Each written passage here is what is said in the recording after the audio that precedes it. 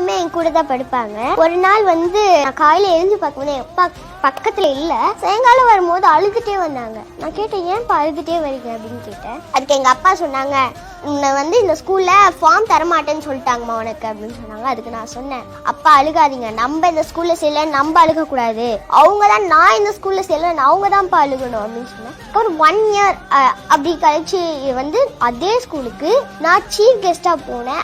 எங்க அப்பா எப்படி அந்த கேட் வாசல்ல காத்துட்டு இருந்தாரோ அதே மாதிரி அந்த ஸ்கூலே எங்களுக்காக அந்த கேட் வாசல் காத்துட்டு இருந்துச்சு. நம்ம எப்பவுமே தோத்துட்டா கவலைப்படக்கூடாது. நம்ம தோத்தா ஜெயிக்கணும்னு தோணும், அவமானப்பட்டா சாதிக்கணும்னு தோணும். நான் நிறைய அவமானப்பட்டிருக்கேன், அதனாலதான் இவ்வளவு சாதிச்சிருக்கேன். அதே மாதிரி நம்ம தோத்தா கவலையே படக்கூடாது. இப்ப நம்ம ஜெயிக்கணும்னா குதிரை மாதிரி ஓடணும், ஜெயிச்சதை தக்க வச்சுக்கணும் குதிரை விட வேகமா ஓடணும். எனக்கு ஆர்ச்சரியில இன்னொரு கேமும் ரொம்ப பிடிக்கும், பாக்ஸிங். ஏன் அந்த பாக்ஸிங் எனக்கு ரொம்ப பிடிக்கும்னா, அதுல அடிபட்டு கீழே விழுறாங்க இல்லையா, அவங்க தோத்தவங்க அர்த்தம் கிடையாது. அடிபட்டு கீழே விழுந்தவங்க